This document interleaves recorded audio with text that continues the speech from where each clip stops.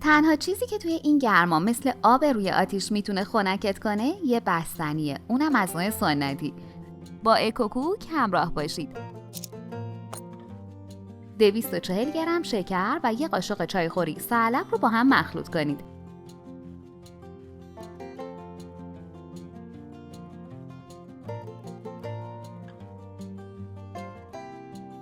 و به 1 لیتر شیر پرچرب محلی در حال جوش اضافه کنید و همزمان مخلوط کنید تا سرلب گلوله نشه.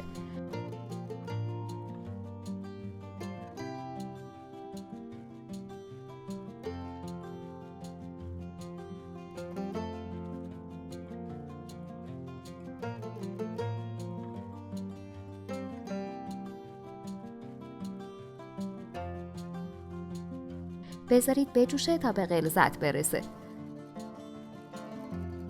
غلظتش باید مثل بستنی آب شده باشه، وگرنه بعد اینکه داخل یخچال بره حالت یخی به خودش میگیره. نصف پیمانه گلاب و 1/4 قاشق چایخوری وانیل اضافه کنید و هم بزنید.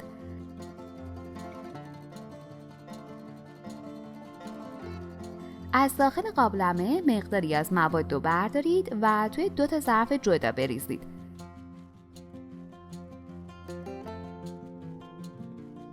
به مواد باقی مانده مقداری عصاره زعفران یا پودر زعفران بریزید و اجازه بدید رنگ بگیره.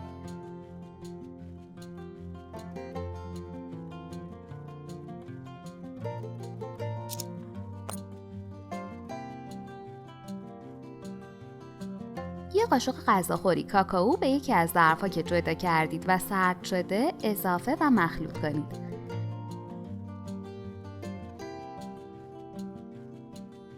سرنگ مواد بستنی رو داخل ظروف فلزی بریزید و به فریزر منتقل کنید.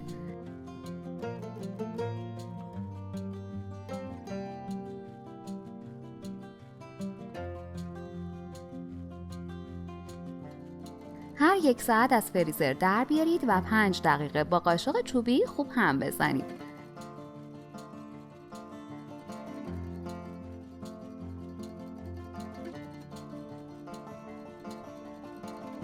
عزیزان، تک تک لایک ها و کامنت های پرمهری که میذارید برامون بسیار با ارزشه.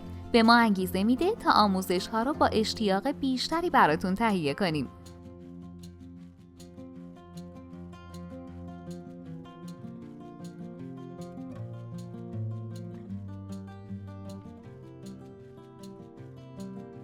شش بار این کار رو انجام بدید تا بستنی به این حالت بشه.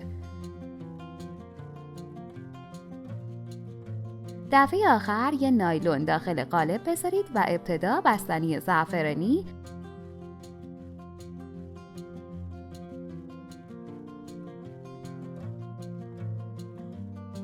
و بعد بستنی سفید رو بریزید و روش رو صاف کنید.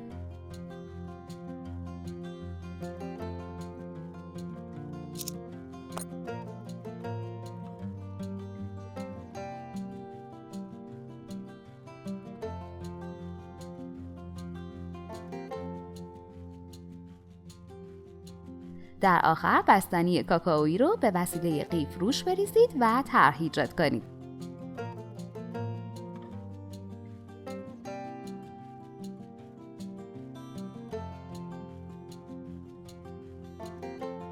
به این شکل.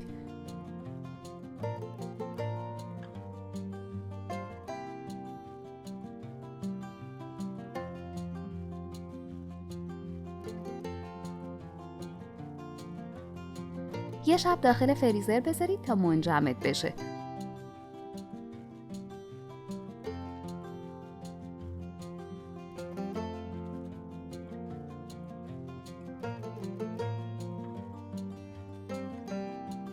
برش بزنید و با نان بستنی سرو کنید.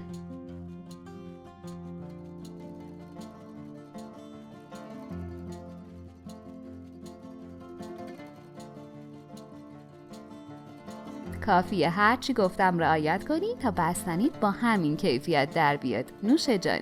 اگه از این آموزش خوشتون اومد، باید بگم که ویدیوهای جالبتری هم توی کانالمون داریم که حتما باید ببینید. ممنون از وقتی که گذاشتید و این آموزش رو تماشا کردید. لطفاً برای حمایت از ما لایک و سابسکرایب رو فراموش نکنید.